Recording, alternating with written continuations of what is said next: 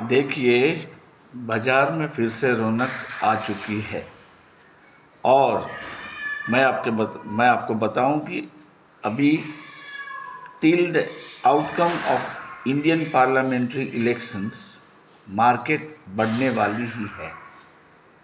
तो अभी आप मार्केट में एक्टिव हो जाइए और यही देखना है हमें कि बैंक निफ्टी कब 50,000 को छूता है और निफ्टी 23,000 को। तो हमें बस यही देखना है कि 23,000 निफ्टी कब पहुंचता है और 50,000 बैंक निफ्टी। ईरान और इज़राइल के बीच के वॉर की जो बात है उसमें अमेरिका के इंटरवेंशन के कारण ये वॉर नहीं होगा। वॉर के जो चांसेस थे वो कम होने लगे हैं। इसीलिए आज आपने देखा कि गोल्ड और सिल्वर में गिरावट आ चुकी है। जो दाम बहुत बड़े थे उसमें करीबन 2% की गिरावट आज एक ही दिन में दर्ज की गई है। इसका मतलब ये हुआ कि जब मेटल के भाव कम होने लगते हैं तो स्टॉक मार्केट बढ़ने लगता है। आपने देखा कि आज सेंसेक्स, निफ्टी और बैंक निफ्टी तीनों बढ़त के साथ बंद हुए। तो बात यह है कि कल क्या होने वाला है। तो देखिए, समझ लीजिए कि कल बाजार गैप अप ही खुलने वाला है, बिल्कुल गैप अप। इसमें कोई शंका की बात ही नहीं है। हाँ, एक चीज़ है कि अगर बीच रात कोई नेगेटिव न्यूज़ आ जाए बाजार के लिए बड़े, तो ही हो सकता है कि गिरावट हो, लेकिन ऐसा बिल्कुल नहीं है। मार्केट गैप अप ही खुलेगी। तो कल आप इनिशियली कोई ट्रेड न लें। जैसे ही मार्केट ओपन होती है हम लालच में आ जाते हैं कि हम ये ले लें। जैसे मान लीजिए कि बैंक निफ्टी 48,050 पे आया तो हम चाहेंगे कि अभी 48,100 हो जाएगा तो हम वो कॉल ले लें। लेकिन जब मार्केट में मोमेंटम चलता है तब don't enter into, you wait till decline, profit taking. Decline मतलब प्रॉफिट टेकिंग। 48,050 वाला हो सकता है 47,950 हो जाए, 47,900 हो जाए और फिर 48,500 तक पहुँचे। तो हमें कोई ऐसा ज़रूरी नहीं है कि बाज़ार खुलते ही हम ट्रेड लें। We have to wait. बाज़ार किस तरफ है, मोमेंटम क्या है और एक्सपायरी जो चल रही है उसके कितने दिन बाकी है। मान लीजिए कि अभी नेक्स्ट एक्सपायरी 24 को है, मतलब कल का और परसों का 2 ही सेशन बचे हैं, तो प्रीमियम बहुत ही गलेंगे।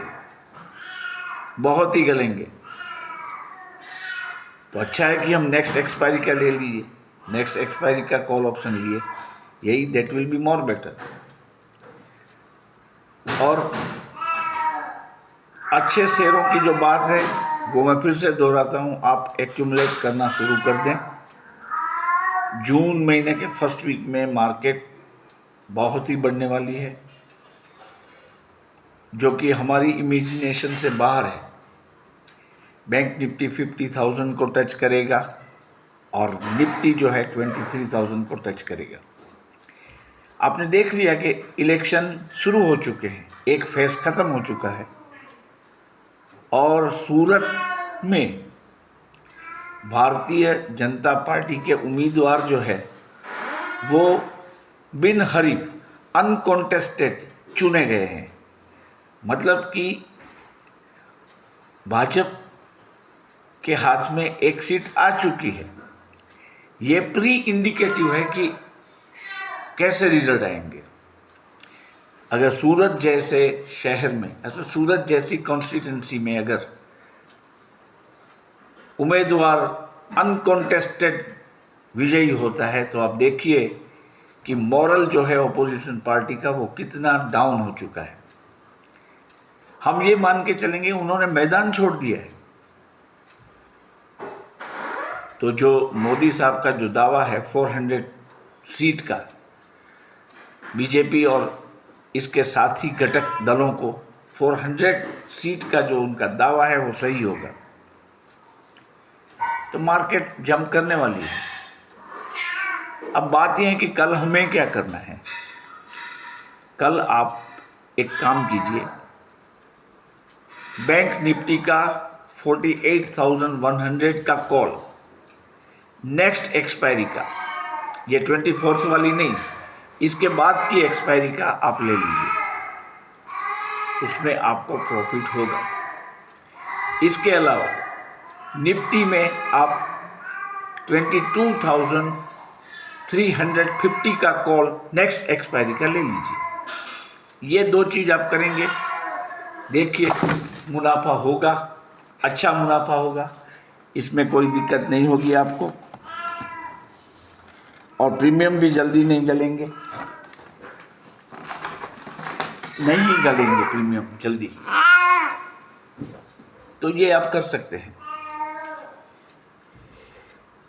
एक बात ये भी है कि एलन मस्क साहब जो कि भारत आने वाले थे, उन्होंने भारत का अपना दौरा रद्द कर दिया है। रद्द इसलिए किया है कि हमारे जो बड़े लोग हैं वो सब इलेक्शन में पड़े हैं, उनके पास वक्त नहीं है कि बैठ के कुछ बातें करें, तो वो दिसंबर में आएंगे अभी, मतलब आफ्टर 7 मंथ। तो इसका फ़ायदा हमें क्या होगा कि फॉर नेक्स्ट 7 मंथ जो होप जोन है स्टॉक मार्केट का, होप जोन जिसको बोलते हैं, वो एक्सटेंड हो गया है। जैसे अगर संडे को वो आने वाले थे, संडे को आते तो आज मंडे की बाज़ार में उसका बहुत बड़ा असर होता, लेकिन वो नहीं आए। इसका मतलब ये नहीं है कि टेस्ला भारत में नहीं आ रही है, इसका मतलब ये नहीं है कि स्टारलिंक भारत में चलने वाला नहीं है, ये तो होना ही है। और ये होप टाइम एक्सटेंड होने के कारण हमारा शेयर बाजार फायदे में रहेगा और मार्केट बढ़ेगी। तो आप अच्छे चुनिंदे शेयर एक्यूमुलेट करना शुरू कर दें।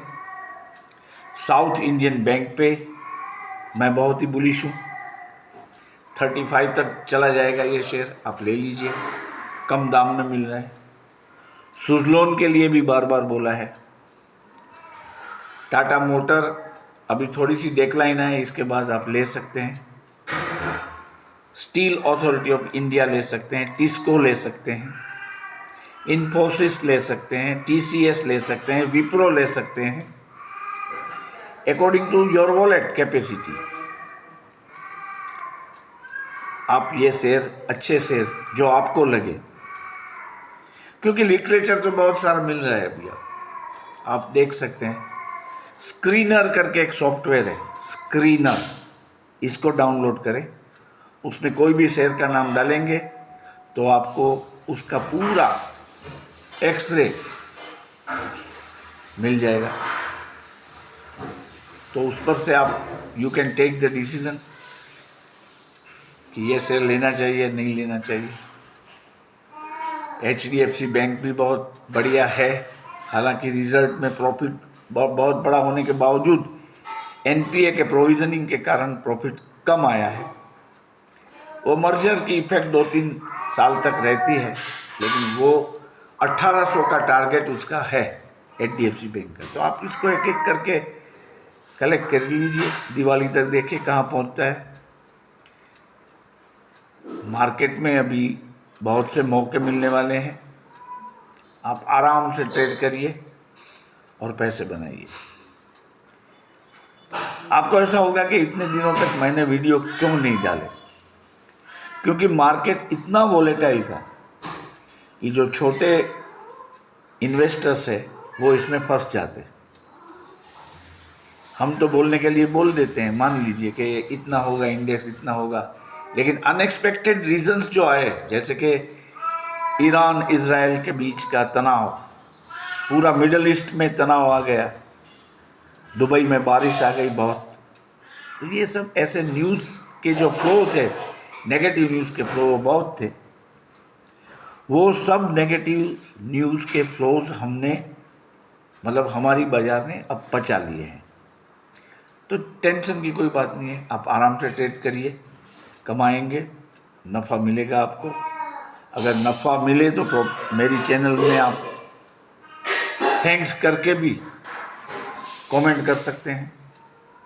सब्सक्राइब नहीं किया है मेरी चैनल को कर लीजिए, क्योंकि वीडियो तो आएंगे, लेकिन मैं ऐसे वीडियो पेश करता हूं कि जिसमें आपको नफ़ा हो।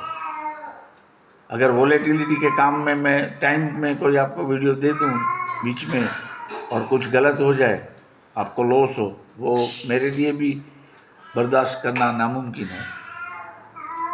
आपको प्रॉफिट ही होगा अब अगर आप जान के ट्रेडिंग करेंगे। आप सबको कल हनुमान जयंती की शुभकामनाएं, और कल का ट्रेडिंग डे आपके लिए अच्छा रहे, ऐसी शुभकामनाओं के साथ मैं ये वीडियो संपन्न करता हूँ।